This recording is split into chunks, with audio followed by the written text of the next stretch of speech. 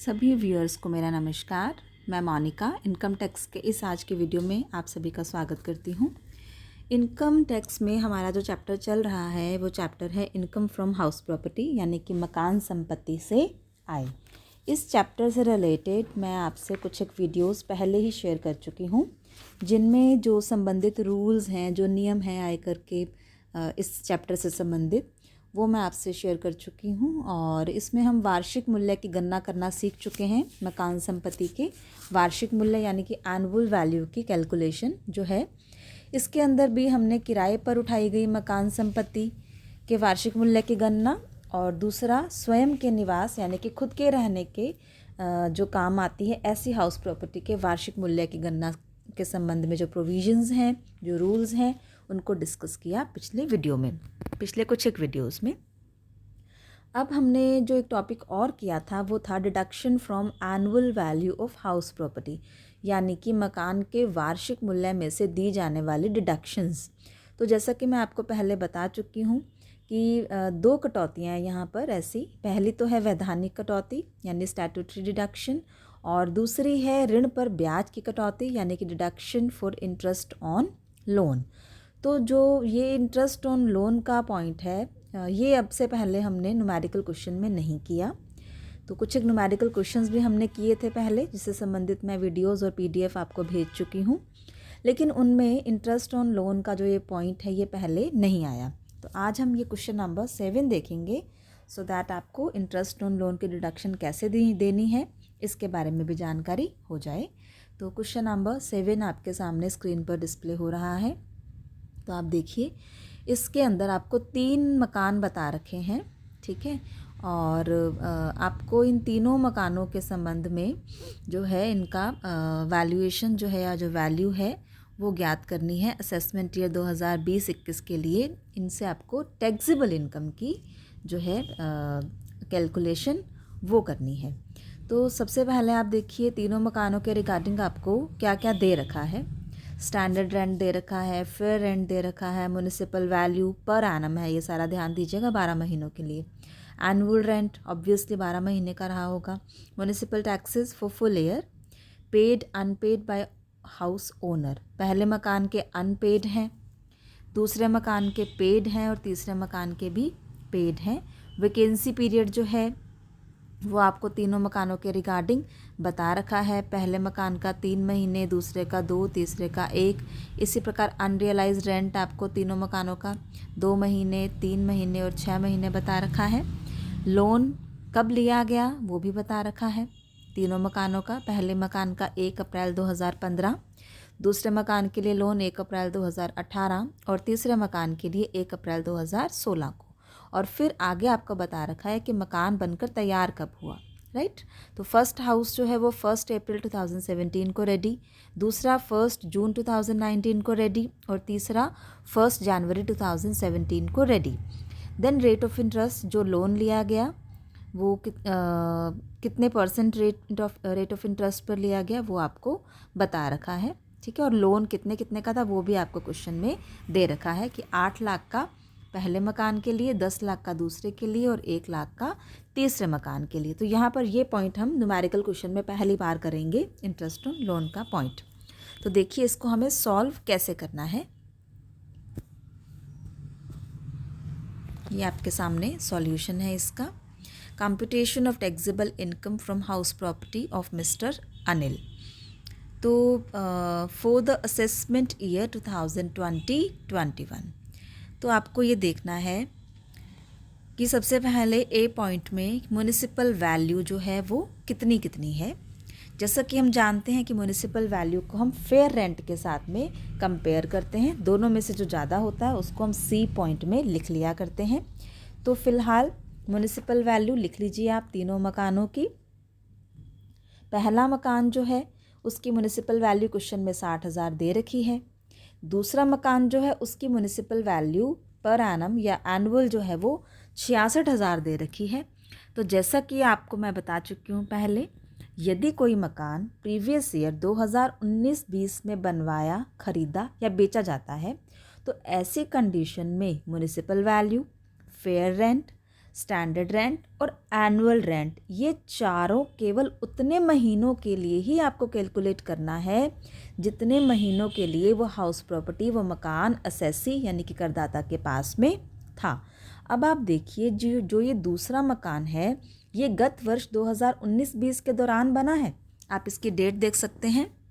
जो दूसरा मकान है ये आप देखिए 1 जनवरी 2019 को बनकर के तैयार हुआ है, यानी कि ये मकान आपका प्रीवियस ईयर 2019-20 के दौरान तैयार हुआ है। ठीक है, तो जो मैंने अभी रूल बताया आपको 2019-20 के दौरान अगर मकान बना है, ख़रीदा या बेचा जाता है, तो ऐसी स्थिति में वो मकान 12 महीनों के लिए अगर असेसी के पास नहीं है तो जो ये म्युनिसिपल वैल्यू, जो ये फेयर रेंट है या जो स्टैंडर्ड रेंट या फिर एनुअल रेंट है, ये सारे उतने ही मंथ्स के लिए आपको ज्ञात करने हैं जितने मंथ्स के लिए वो हाउस प्रॉपर्टी करदाता के पास में रही हो। तो यहाँ पर ये हाउस प्रॉपर्टी आप देखिए 10 महीने के लिए करदाता के पास में रही है। तो आपको क्या करना है, 66,000 का 66,000 के ऊपर आप देखिए कैसे ज्ञात करेंगे आप इसको, 10 महीने के लिए 10/12 कर देना है। ओके, तो इस तरह से आपके पास ये आ जाएगा 55,000। ठीक है, तो सेकंड हाउस के कॉन्टेक्स्ट में म्युनिसिपल वैल्यू होगी आपकी 55,000। ठीक है, इसके बाद आप देखिए कि थर्ड हाउस जो है उसकी जो वैल्यू है वो 96,000 12 महीने, क्योंकि वो पूरा टाइम असेसी के पास रहा है। तो म्युनिसिपल वैल्यू तीनों मकानों की इस तरह से आप लिख देंगे उनके सामने। दूसरी बात है फेयर रेंट। फेयर रेंट भी आपको क्वेश्चन में दे रखा है तीनों मकानों का। सेम यहाँ पर क्योंकि जो सेकंड हाउस प्रॉपर्टी है वो 10 महीने के लिए ही गत वर्ष में असेसी के पास रही है, तो फेयर रेंट को भी आपने 10 ही महीनों का निकाल लेना है। जो कि फेयर रेंट पहले आप देख लीजिए 12 महीनों के लिए जो फेयर रेंट था वो क्वेश्चन में आपको दे रखा है 72,000 था मकान, सेकंड मकान का। तो 72,000 अगर 12 महीनों का है तो 10 महीने के लिए आपके पास कितना होगा, 60,000 होगा। ठीक है, और इसी प्रकार तीसरे मकान का गिवन ही है तो कोई यहाँ पर डाउट या कोई प्रॉब्लम नहीं होनी चाहिए। इस तरह से म्युनिसिपल वैल्यू ए पॉइंट में, बी पॉइंट में फेयर रेंट, और फिर हमें इन दोनों की तुलना करनी होती है। तुलना करने के लिए इन दोनों में से हमें क्या लेना है, जो दोनों में से ज़्यादा है केवल वही हमें यहाँ पर लेना होगा। तो आप देख सकते हैं कि दोनों में से हमारे पास पहले मकान के रिगार्डिंग आप देखिए कि 60,000 और 55,000 को अगर आप कंपेयर करते हैं तो आपके पास जो ज़्यादा है वो होगा 60,000। दूसरे मकान के रिगार्डिंग 55,000 और 60,000 में से जो ज़्यादा है वो 60,000, और तीसरे मकान के रिगार्डिंग 96,000 और 78,000 में जो ज़्यादा है 96,000। तो इस तरह से सी पॉइंट में आपने ए और बी में जो ज़्यादा है वो लिख लेना है। Then in D point we have to write standard rent यानी मानक किराया। यहाँ पर भी सेम बात वही लागू होती है, क्योंकि मकान 2019-20 में बना है, सेकंड हाउस जो है वो 2019-20 में बना है, तो 10 महीने के लिए रहा वो उसके पोजीशन में करदाता के। तो आपको सेकंड हाउस के रिगार्डिंग स्टैंडर्ड रेंट भी 10 ही महीनों का लेना है, और इसी प्रकार एक्चुअल रेंट भी आगे हम जब लेंगे वो भी 10 ही महीनों का लेंगे। तो स्टैंडर्ड रेंट को आप 10 महीनों का ले लीजिए, उसको मकान सेकंड के लिए तो 50,000 हो जाएगा। बाकी फर्स्ट और थर्ड के लिए जो गिवन है एज इट इज़ आप उसको लिख लीजिए। तो इस प्रकार सी पॉइंट में हमने लिया ए और बी में से ज़्यादा, और डी पॉइंट में रखा स्टैंडर्ड रेंट को। इस तरह से अब आपको सी और डी को कंपेयर करना होगा। तो सी और डी के कंपैरिजन में आप देख लीजिए इन दोनों में से जो भी कम होगा उसे आपने ई पॉइंट में लिख लेना है। तो मकान ए के लिए 48,000, मकान बी के लिए 50,000 और मकान सी के लिए 72,000 रुपये। तो इस प्रकार ये आपके पास ई पॉइंट में आ गई तीनों values. Now in F point we'll write actual rent. Again the rule is same. For house second the actual rent will be calculated for 10 months only. Okay, तो बाकी दोनों मकानों के लिए जो क्वेश्चन में दे रखा है एनुअल रेंट 72,000 पहले मकान का और तीसरे का 1,08,000, इनमें कोई प्रॉब्लम नहीं है।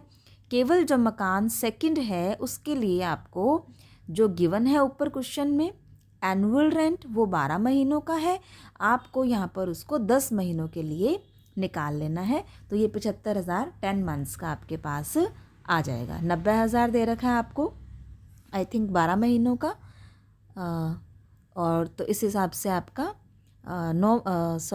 10 महीनों का हो जाएगा 75,000 रुपये। ठीक है, तो इस तरह से ये आपके पास एक्चुअल रेंट आ गया 10 महीनों का, जो आपने निकाल करके लिख लिया है। ठीक है, इसके बाद अब आप देखिए अनरियलाइज्ड रेंट को है यहाँ पर हमें लेस करना होता है।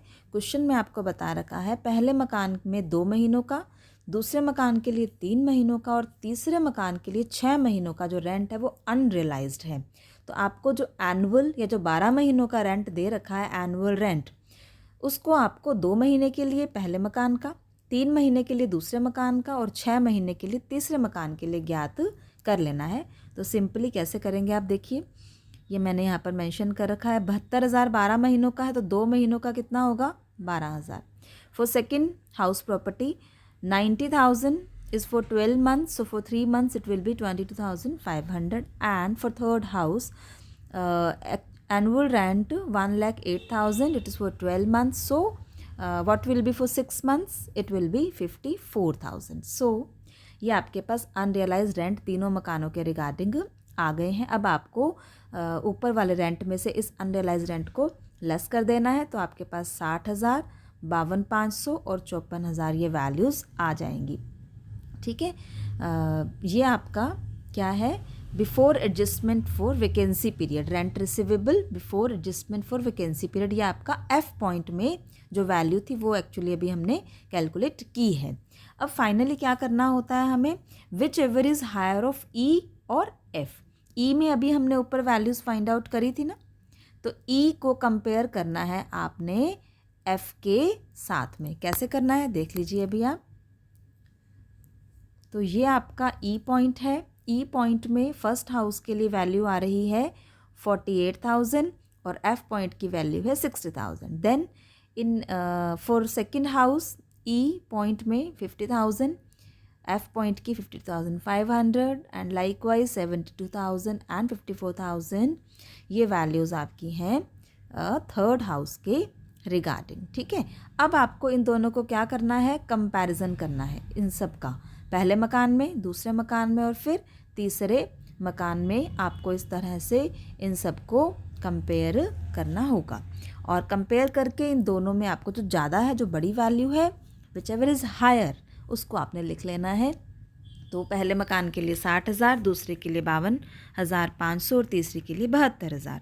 अब आपको इसके अंदर से लेस करना है वैकेंसी पीरियड का रेंट, तभी हमारे पास वैल्यू आ पाएगी ग्रॉस एनुअल वैल्यू।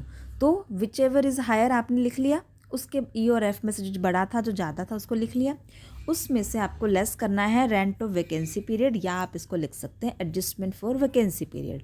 तो जैसे हमारे पास 12 महीनों का रेंट है, तो उसको हमें 3 मंथ्स के लिए, 2 मंथ्स के लिए और 1 मंथ के लिए, फर्स्ट सेकेंड और थर्ड हाउस के लिए रेस्पेक्टिवली कैलकुलेट कर लेना है, क्योंकि पहला मकान जो है उसका 3 मंथ्स वैकेंसी पीरियड है, दूसरे मकान का 2 मंथ्स और तीसरे मकान का 1 मंथ, ये इनके वैकेंसी पीरियड्स हैं।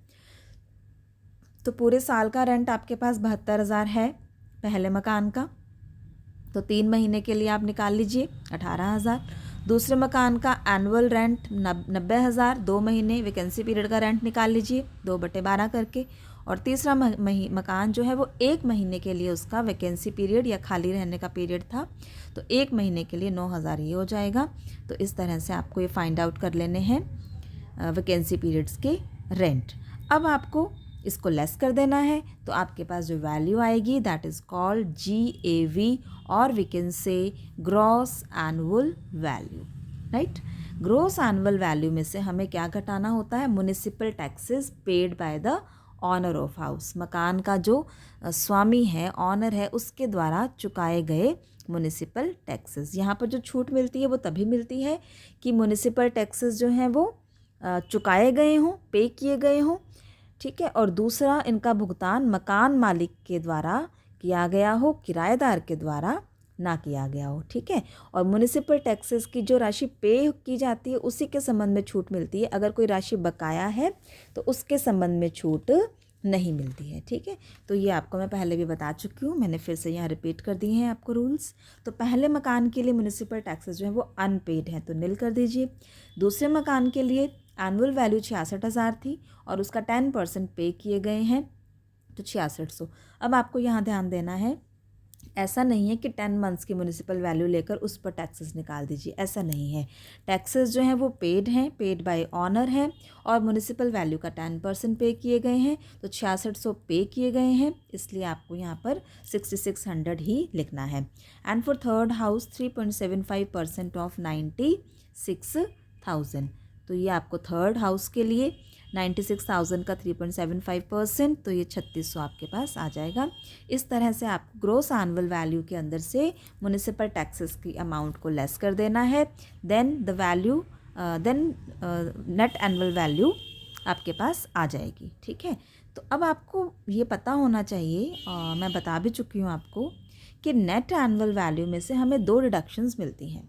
पहली स्टैंडर्ड डिडक्शन जो कि 30% होती है, ठीक है, और दूसरी होती है हमारी इंटरेस्ट ऑन लोन की डिडक्शन। तो स्टैंडर्ड डिडक्शन 30% की दर से आप इसमें निकाल दीजिए, तो 42,000 का 30% जो है वो आपके पास आ जाएगा 12,600। 30,900 का 30% 9,270, ये इनका 30% है। और 59,400 का 30%, वो आप निकाल के लिख दीजिए 17,820। तो इस तरह से स्टैंडर्ड डिडक्शन 30% की रेट से आपको तीनों मकानों के लिए अलग अलग लिख देना है। Then calculation of interest, interest की डिडक्शन कितनी दी जाएगी, इसके लिए हमें वर्किंग नोट के अंदर इसकी कैलकुलेशन करनी पड़ेगी। तो देखिए वर्किंग नोट मैंने नीचे बना रखा है, आप उसको देखिए, आपको क्लियर हो जाएगा कि कैसे हमें इंटरेस्ट ऑन लोन की जो कैलकुलेशन है डिडक्शन के लिए वो करनी है। तो देखिए वर्किंग नोट है आपके सामने जो स्क्रीन पर डिस्प्ले हो रहा है। First of all we should know कि लोन लिया कब गया और मकान बना कब। ठीक है, तो ये दोनों डेट्स मैंने लिख रखी हैं आपके सामने, देखिए। देन आपको ये राइट कर लेना है, ये नोट कर लेना है कि मकान जो है वो किस प्रीवियस ईयर के दौरान बना। जैसे कि पहला मकान जो है वो 1/4/17 को बना, तो 1/4/17 का मतलब 2017-18 प्रीवियस ईयर में। ओके, देन दूसरा मकान जो बना वो 1 जून 2019 को बना, तो ये हमारा प्रीवियस ईयर 2019-20 में बना। और तीसरा मकान जो है वो 1/1/17 को बना, इसका मतलब वो बना आपका 2016-17 गत वर्ष के दौरान। इसके बाद हमें ईयर्स ऑफ कैपिटल इंटरेस्ट लिख लेना होता है। ईयर ऑफ कैपिटल इंटरेस्ट क्या होता है, ये निर्माण की जो अवधि है, जो पीरियड है, ये उसका ब्याज होता है जो कि कैपिटल नेचर का होता है।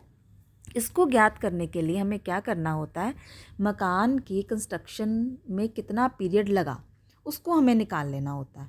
तो ईयर ऑफ कैपिटल इंटरेस्ट या उसका जो निर्माण की जो अवधि थी, इसको हमें ज्ञात करने के लिए अवधि को ध्यान देना आप इस बात पे, निर्माण की अवधि या कंस्ट्रक्शन की ड्यूरेशन की कैलकुलेशन लोन लेने की डेट से कंस्ट्रक्शन पूरी होने से ठीक पहले वाले 31 मार्च तक की जाती है। इसको आप ध्यान से समझ लीजिए। अवधि की गणना कैसे की जाएगी, लोन लिए जाने से लेकर जब मकान आपका तैयार हुआ उससे ठीक पहले की 31 मार्च तक का पीरियड माना जाता है आपका कैपिटल इंटरेस्ट का पीरियड। तो आप पहले मकान के रिगार्डिंग देखिए एक बार कि 1/4/15 से लेकर 1/4/17 कंप्लीट 2 ईयर्स है, और मकान पूरा हुआ 1/4/17 यानी 31 मार्च एक दिन पहले ही, तो आप मान लीजिए पूरे 2 ईयर्स। ओके, दूसरा मकान लोन लिया गया 1/4/18 को, मकान बना 1/6/19 को। 1/6/19 से ठीक पहले कौन सी 31 मार्च आएगी, 31/3/19। तो 1/4/18 से लेकर 31/3/2019 तक 1 साल बनता है आपका, तो इसमें कैपिटल इंटरेस्ट का पीरियड हो गया 1 साल। और तीसरा मकान आप देखिए 1/4/16 से 1/1/17 यानी 1 साल पूरा होने से पहले ही ये मकान बन गया, तो इससे ठीक पहले 31 मार्च निकालने का कोई मतलब नहीं है। यहाँ पर आपका कैपिटल इंटरेस्ट का जो पीरियड है वो निल है, क्योंकि 1 साल पूरा होने से पहले ही मकान बनकर तैयार हो गया।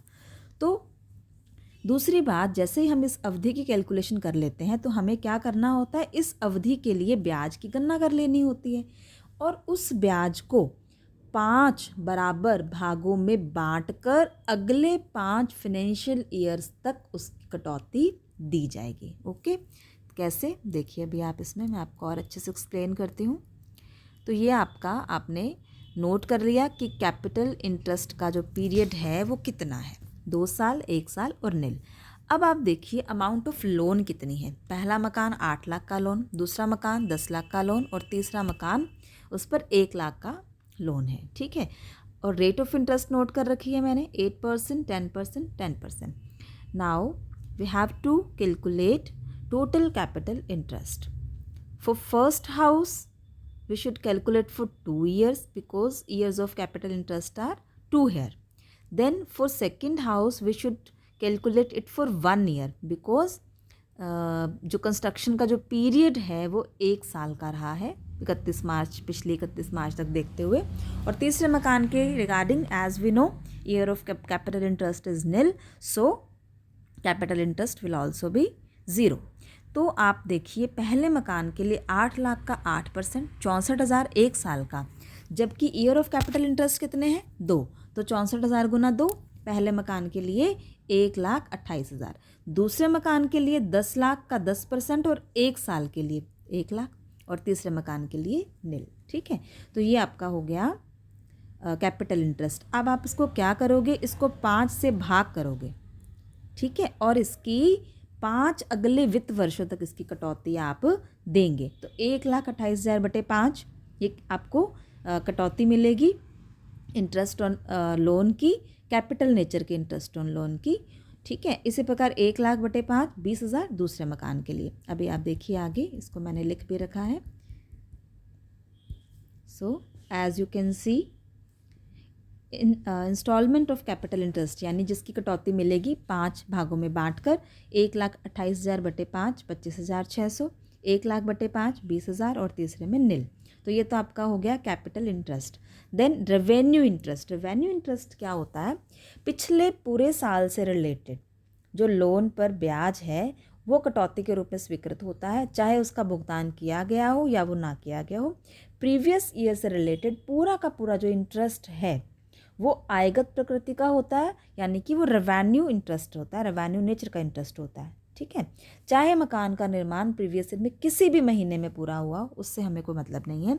तो इसका मतलब पिछले पूरे साल का बिना सोचे आप लगा दो। 8 लाख का 8% 64,000, 10 लाख का 10% 1 लाख और 1 लाख का 10% 10,000। तो इस तरह से ये रेवेन्यू इंटरेस्ट हो गया। तो टोटल डिडक्शन जो मिलेगी इंटरेस्ट की वो होगी पहले मकान के लिए 89,600, दूसरे मकान के लिए 1,20,000 की और तीसरे मकान के लिए 10,000 की। ठीक है, तो इस प्रकार से आप देख सकते हैं कि कैसे कैसे हम इंटरेस्ट की कैलकुलेशन यहाँ पर करते हैं, कैसे हम रेवेन्यू इंटरेस्ट ज्ञात करते हैं और कैसे हम कैपिटल इंटरेस्ट की कैलकुलेशन करके उसको हम इंस्टॉलमेंट 5 इंस्टॉलमेंट्स में बांटते हैं। ठीक है, तो ये आपका पॉइंट हो गया डिडक्शन फॉर इंटरेस्ट का। ठीक है, अब आपको क्या करना है कि इस deduction on interest of interest को आपको ऊपर जो हम स्टेटमेंट बना रहे थे टैक्सेबल इनकम की उसमें दिखा देना है, घटा देना है। तो इंटरेस्ट को आप देख सकते हैं, मैंने वही इंटरेस्ट की अमाउंट यहाँ पर दिखा रखी है। तो इंटरेस्ट पहले मकान का 89,600, दूसरे मकान का 1,20,000 और तीसरे मकान का 10,000। तो इस तरह से टोटल डिडक्शन आपकी हो गई।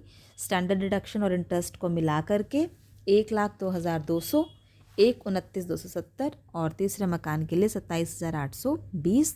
तो अब आपको नेट एनुअल वैल्यू में से इस डिडक्शन को, इन दोनों डिडक्शंस के टोटल को घटा देना है। तो इस प्रकार ये जो आपके पास टैक्सेबल इनकम आ रही है वो आपने लिख लेनी है, ज्ञात कर लेनी है।